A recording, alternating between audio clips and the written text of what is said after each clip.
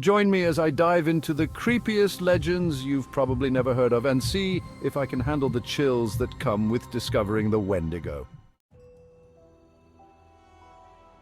Scary legends and myths have always been a part of human culture, passed down from generation to generation, and the Wendigo is just one of many terrifying stories you might not have heard. When we think about fear, we often think about the things that scare us on a personal level, like spiders or heights, but folklore takes it to a whole new level by tapping into our deep-seated anxieties as a society. It's a way for us to process and make sense of the things that are beyond our control, like the unknown or the supernatural. Through these stories, we're able to confront and deal with our darkest fears in a way that's more palatable than facing them head-on.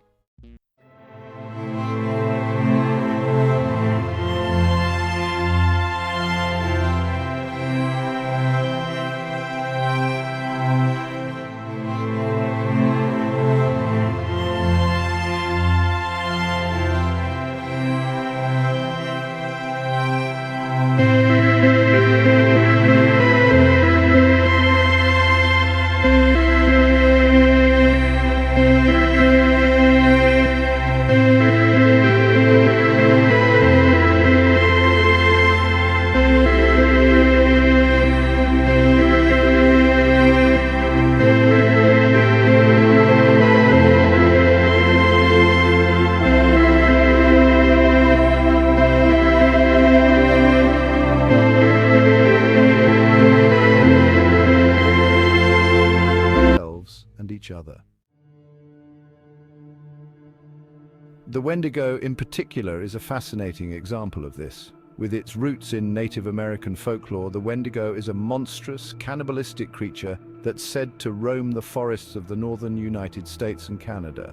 According to legend, the Wendigo is created when a person consumes human flesh and is subsequently transformed into this monstrous creature. But what's really interesting about the Wendigo is how it reflects the fears and anxieties of the people who created it. In many Native American cultures, the Wendigo was seen as a symbol of greed, gluttony, and excess.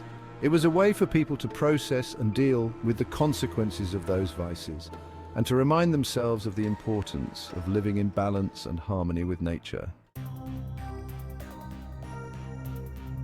The Wendigo has evolved over time, taking on different forms and characteristics depending on the culture and region in which it's told.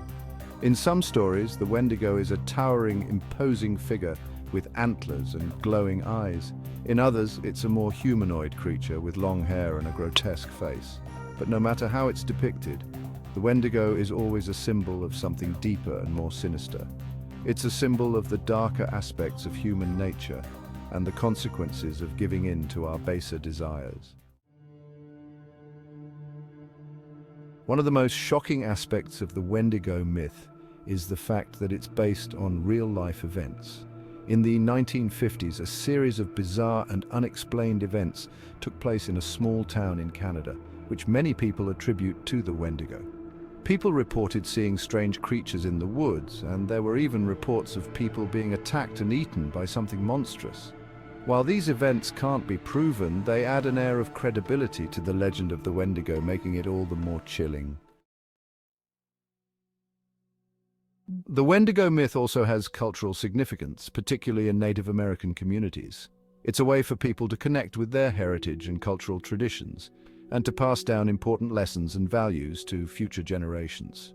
It's a reminder of the importance of living in balance and harmony with nature, and of the consequences of ignoring those principles.